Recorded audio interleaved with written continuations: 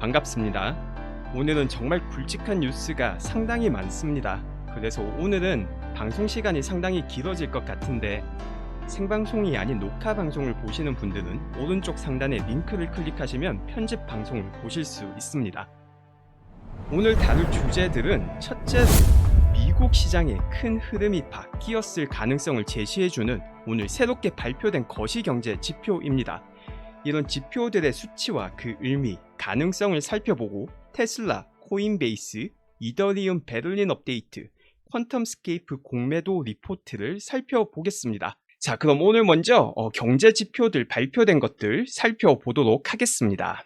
오늘 정말 다양한 경제 지표들이 많이 발표되었습니다. 첫 번째로 살펴볼 내용은 이 인벤토리 재고와 관련된 내용인데 오늘 발표되었고 이 내용은 2월달이기 때문에 3월달 지표들과는 한 달의 격차가 있습니다. 이 지표를 살펴보게 되면은 인벤토리가 이제 팬데믹으로 인해서 한없이 재고가 높아졌다가 요즘 들어서 다시 낮아지고 있는 모습을 보여주고 있습니다. 전반적인 추세는 재고가 계속해서 줄어들고 있죠. 근데 이 재고라는 거는 항상 두 가지 양면적인 요소가 있죠. 얼만큼의 재고를 받아왔느냐, 그리고 얼만큼을 팔고 있느냐, 이 둘을 같이 봐야지 이 재고의 의미를 정확히 파악할 수 있습니다. 재고 수준이 내려가고 있다는 거는 많이 팔아서 내려가는 걸 수도 있지만 그만큼 미래를 안 좋게 봐서 많이 팔지 않고 아예 받아들이는 것 자체를 적게 받아들이는 가능성도 고려를 해야 되겠죠. 그런데 이거를 알 수 있는 지표가 바로 이 세일즈 소매가 지표가 오늘 발표가 되었습니다. 그리고 3월 달에 무려 9.8%가 뛰었습니다. 원래 예상치였던 5.9%보다 훨씬 더 높게 뛴 모습을 보고 있죠. 이게 의미하는 바는 그만큼 제품들이 많이 팔리고 있다, 상품과 서비스가 많이 팔리고 있다는 것을 의미하는 것입니다. 그리고 이를 조금 더 자세히 살펴보게 될 경우 이 세일즈 안에서도 많이 팔린 부분이 3월 달에서 이 자동차 부분이 엄청나게 많이 팔린 것을 알 수가 있죠. 그래서 이제는 이거는 작년부터 이야기를 했던 건데 이제 올해 팬데믹이 어느 정도 정리가 되면은 미국의 거시경제가 전반적으로 살아날 것이다 라는 이야기는 작년부터 했었고 올해도 계속하고 있었죠. 근데 그때는 추측이던 단계였고 이렇게 거시 데이터 지표로 확인이 되는 순간 그 추측이 확신으로 바뀌게 되는 것입니다. 그리고 여기에 더해서 오늘 중요 지표가 하나가 더 발표되었는데 바로 실업률 신청이죠. 오늘 발표된 지표가 57만 6천 건입니다. 이는 지난주와 비교하면 19만 3천 건이 줄어든 거고 여기서 훨씬 더 큰 의미를 가지는 거는 이 57만 6천 건의 실업급여 신청이 발음이 좀 어려워서 작년 2020년 3월 14일 이후로 최저치를 기록했다는 겁니다. 그러니까 이 거시경제를 다방면에서 살펴봤을 때 이거는 정말 확실하게 살아나고 있다는 모든 같은 곳을 가리키는 지표들이 나오는 거죠. 상품도 많이 팔고 있고 많이 팔려서 재고는 줄어들고 있고 장사가 잘 되니까 사람들을 점점 더 고용을 해야 되기에 실업급여 신청이 줄어들었다라는 이런 정말 전방위적으로 미국 경제가 살아나고 있다는 지표들을 보여주고 있습니다. 물론 이렇다고 항상 같은 방향으로 갈 거라고 너무 단정적으로 생각하기는 힘들죠. 팬데믹이라는 게 아직까지도 여전히 커다란 변수고 이 변수에 의해서 지금은 나라 단위로 통제가 되는 그런 수준이 아니죠. 다른 나라에서 변이가 발생해서 또 퍼질 수도 있는 거고 다시 셧다운이 일어날 수도 있는 거고 이런 거는 감안을 해야겠지만은 미국 거시경제가 이렇게 지표로서 살아나고 있다는 게 확인되었다는 점은 정말 중요한 점입니다. 그런데 여기서 더 중요한 점이 있습니다. 바로 이렇게 경제가 살아나고 있다는 게 오늘 지표로 확인되었으면은 또 이 개미지옥이 발동이 되어야 되죠. 10년째 금리가 상승하면서 와 이거 또 인플레이션 시작된다면서 막 금리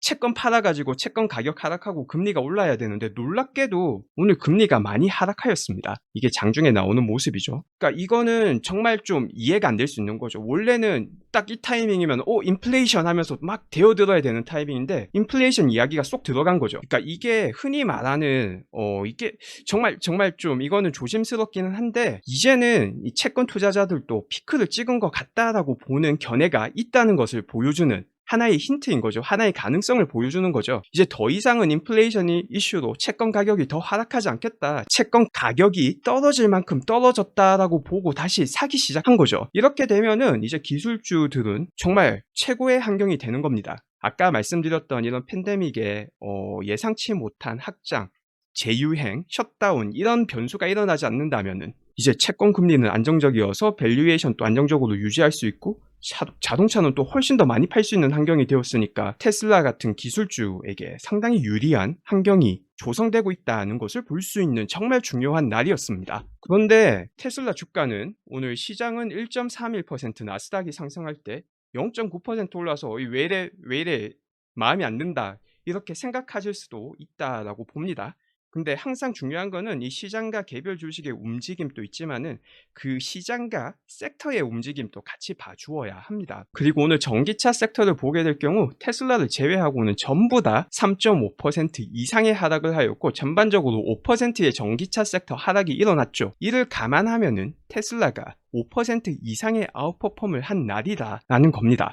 그리고 실제로 테슬라가 차량 인도수를 발표한 이후로 엄청난 독주를 보여주고 있습니다. 그래서 지금 이게 많이 안 올랐다라고 생각하실 수 있는데 이 섹터를 고려하고 있으면 여전히 상당히 좋은 흐름을 이어가고 있는 모습입니다. 그러면 왜 전기차 섹터는 오늘 또 하락을 했는가? 네, 그거는 이게 좀 시장이 좀 재밌죠. 이 반도체 칩 부족 뉴스는 아니죠. 이거는 벌써 데이터로서 2021년 동안 계속 지속될 거고 2022년 상반기까지 지속될 수 있다는 게 나와 있는데 이걸 누가 어디서 말하느냐에 따라서 그 파급력이 조금 달라질 수 있는 것 같습니다. 그래서 첫째로 제가 보는 이유는 이 폭스바겐 CEO가 이 반도체 칩 부족으로 인한 전기차 및 자동차 생산에 문제가 있을 수 있다라는 내용이 나와서 전반적으로 전기차와 차량 생산 업체들에게 부정적인 영향을 주었다라고 생각을 하고요. 근데 이 부분과 관련해서 이제 테슬라는 여전히 똑같이 리스크에 노출되어 있긴 하지만 일론이 어느 정도 힌트를 준 게 있죠. 그게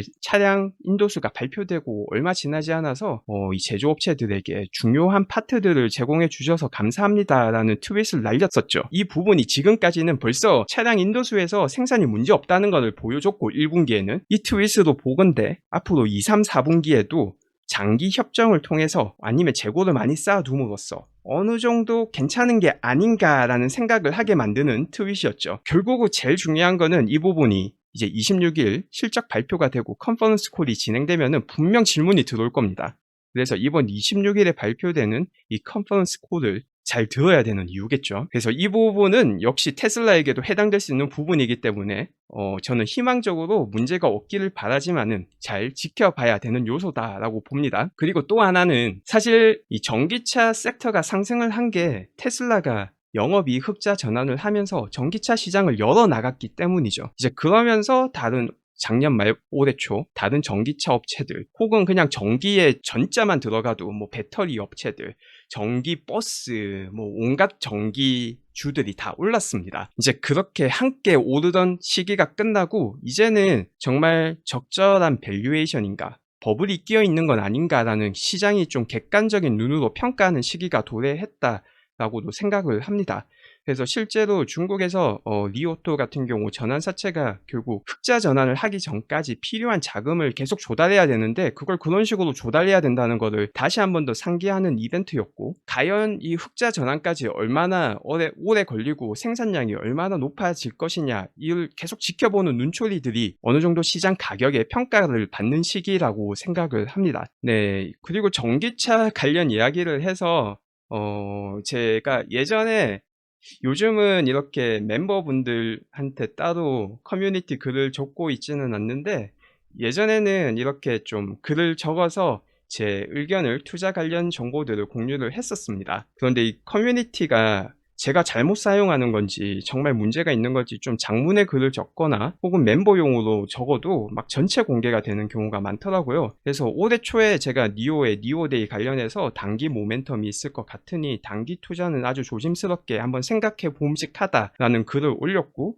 또 3주 뒤에 이제 니오의 니오데이가 끝나고 그때 주가가 상당히 오른 상태였죠. 그래서 어느 정도 단기 모멘텀은 소진이 된 것 같고 장기적으로 니오의 배터리 스왑도 사실 크게 경쟁력 있다고 생각이 되지 않아서 장기 트렌드로 봤을 때는 이게 크게 투자할 만하다고 나는 개인적으로 생각하지 않는다라는 글을 올렸었는데 이게 원래 멤버분들한테 올리려고 했는데 전체 공개가 되어서 이때 니오와 관련해서 투자하신 분들의 질타를 받기도 했었습니다. 근데 이때만 하더라도 제가 이게 멤버분들한테만 한 게 그만큼 조심스러웠기 때문이죠. 원래 제가 채널을 최근 들어서 확실하게 경제와 이제 금융 쪽 정보를 전달하는 채널로 바꿨는데, 원래는 제 취미 생활을 쫓아서 제가 재미있는 내용들, 막 일론과 관련된 내용, 우주, 로켓 이런 내용들 지금 또 뭐 주의 깊게 자주 보고 있지만, 그런 내용을 올리다 보니까 많이 조심해서 이런 식으로 전달을 했었죠. 근데 이때 질타를 좀 많이 받아서 그다음부터 매수 매도 의견을 제가 거의 따로 말씀을 드리지를 않았었습니다. 그런데 이번에 채널을 완전 투자 쪽, 금융 쪽,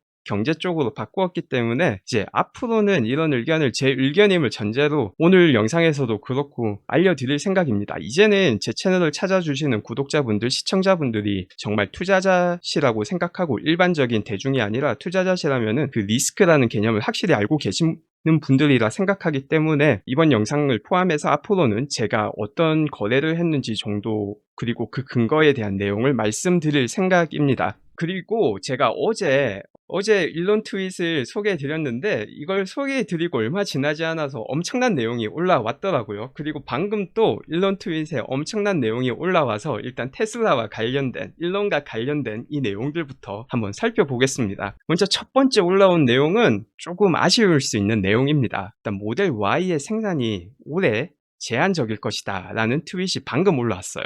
그리고 내년부터 많을 것이다 라고 트윗이 올라왔습니다. 일단 모델 Y 같은 경우는 벌써 중국에서 본격적으로 생산이 되고 있기에 이번 3분기부터는 이제 거의 뭐 풀 커패시티 최대 생산량에 도달하지 않을까 생각을 했는데, 이게 올해 하반기도 아닌 완전 작년으로 미뤄버렸다는 점은 아쉬운 점이 맞습니다.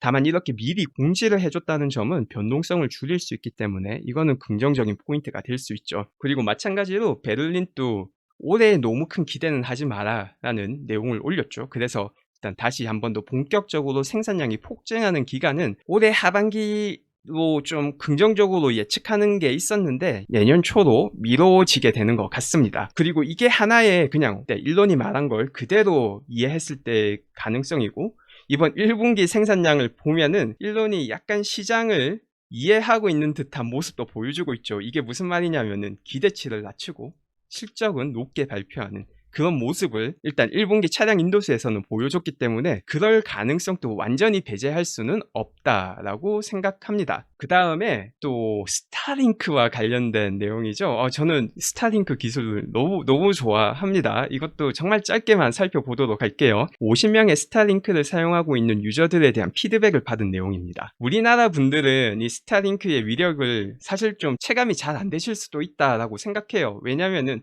인구 밀도가 너무 높다 보니까 인터넷이 엄청나게 정말 세계 최강의 환경을 구성하고 있기 때문이죠. 그런데 북미 같은 경우는 땅덩어리가 넓은데 그 기지국을 그 넓은 땅덩어리에 수백 명 사람을 위해서 세울 수가 없기 때문에 인터넷이 느린 경우가 엄청 많습니다. 심지어는 아예 안 되는 경우도 있고요. 이제 이런 분들을 위해서 스타링크가 베타 서비스를 시행 중인데, 이걸 사용해 보니까 가격은 뭐 한 달에 100불 정도면 적당한 것 같고 기기값도 한 500에서 800불 정도인데 이게 손해를 보면서 팔고 있어요. 스타링크에서 기기는 지금 제조 원가는 가파르게 하락해서 나중에는 이익이 날 거라고 합니다. 그리고 사용도 뭐 상당히 괜찮고 설치 자체는 한 곳에 설치를 하고 이동에는 좀 불편하기 때문에 이 이동성에 제한이 있다라는 점은 좀 한계가 있죠. 근데 그 부분에 대해서 일론이 앞으로는 트럭이나 자동차에도 설치가 가능할 수도 있다라는 말을 남깁니다. 이렇게 되면은 정말 꿈같은 미래가 펼쳐질 수 있는 게, 캠핑카에다가 이런 스타링크를 싣고 캠핑카가 완전 자율주행을 하면은 이제 정말 경치 좋은 곳으로 여행 다니면서 인터넷을 통해서 원격으로 업무를 볼 수 있는, 재택근무도 아니죠. 이거는 자동차 안에서 근무를 보는 거니까 그런 시대가 열릴 수 있는 가능성을 보여주는 아주 재미난 내용이 올라와 있고요. 그리고 일론이 항상 저는 이 조크가 왜 재밌는지 모르겠는데 도지코인 조크 엄청 올리죠. 지금 도지코인이 급등을 해서 25센트를 바라보고 있어서 이런 그림이 나왔고 일론이 거기에 대응을 해준 모습입니다. 그리고 또 스페이스X 관련 조금 있으면 슈퍼헤비 발사와 관련된 내용들이 나와 있고, 어제 제가 방송하고 2시간 뒤에 올라온 놓친 내용이 바로 이 내용입니다. 제가 어제 방송에서 이 FSD가 계속 딜레이 된 부분에 대한 아쉬움을 좀 표현했었죠. 아예 애초부터 그냥 좀 천천히 타임라인을 좀 여유롭게 잡지 왜 계속 딜레이를 할까? 이런 아쉬움을 표했었는데 거기에 대해서 일론이 하나의 힌트를 주죠. 이게 완전 자율주행을 소프트웨어로 해결하려고 하다 보니까 사실은 이 AI 쪽에 완전 전문적인 기업이 되어야 한다는 사실을 깨달았다라는 거죠. 그러니 일론은 정말 작년 말부터 가능할 것이라 생각했는데 현실이 생각보다 녹록지 않았고, 그리고 이를 극복하기 위해서 구글 수준의 AI에 투자를 한다라는 그런, 그 정도로 리더가 되겠다라는 포부를 밝혔습니다. 그리고 그 이전에는 AI 데이에 대한 트윗도 올렸죠. 그러니까 앞으로는 이 AI가 테슬라의 커다란 사업 부분 중 하나가 될 가능성이 생겨난 것입니다. 그래서 이쪽 부분은 정말 커다란 하두가 새롭게 생겨난 거죠. 원래부터 AI에 치중하고 있다는 것도 알고 있었고, 올해 말에 도조 슈퍼컴퓨터가 나온다는 것도 알고 있었는데, 이렇게 일론이 직접적으로 AI 시장에서 리더를 될 거라고 공언을 했기 때문에 이쪽 부분은 정말 좀 주의 깊게 볼 필요가 있는 부분이다라고 생각을 합니다. 네, 그리고 또 다음 내용을 조금 살펴보면은, 네, 이번에는 코인과 관련된 말씀을 조금 드리도록 하겠습니다. 지금 이더리움이 2,500불을 찍으며 이 코인 시장 중에서도 상대적으로 강세를 보여주고 있죠. 이 강세를 보여주고 있는 이유가 이더리움의 EIP라는 부분이 진행되고 있기 때문입니다. 그래서 오늘 진행된 이 EIP 중 하나가 이 베를린이라는 업데이트인데, 이게 블록체인이 그대로 유지가 되는 게 아닌 계속해서 업데이트를 해서 기존의 문제점을 개선하고 이 체인의 거래 체결 속도를 전반적으로 향상시켜주고 있습니다. 그리고 이 중에 가장 핵심적인 요소가 이제 올해 7월달 발표되게 되는 EIP 1559이죠. 이 EIP 1559 같은 경우는 정말 이더리움의 판도를 바꿔놓게 되는 업데이트입니다. 지금 이더리움 채굴이 수익이 사실상 거의 뭐 말이 안 되는 정도로 높게 나오고 있어요. 저도 올해 초에 이 채굴을 약간 취미생활 정도로 금액으로 투자를 했는데, 3개월이면 투자 금액을 다 되찾고 장비를 되팔면은 1.5배에서 2배의 수익이 나오게 됩니다. 그래서 정말 큰 규모로 투자를 한번 또 봤는데, 3, 4개월 만에 정말 너무 큰 금액을 뻥튀기해서 약간 현타가 오기도 했는데, 어쨌든 이렇게 이더리움 가격이 크게 오르고 있는 이유가 아까 말씀드린 이 7월달 EIP 1559라는 건데, 이 1559가 시행되면은 채굴 수익이 반으로 줄어들어요. 그게 어디로 가느냐? 다 태워버립니다. 그러면은 공급이 줄어들어서 가격은 올라가게 될 거다라고 예측을 하는 거죠.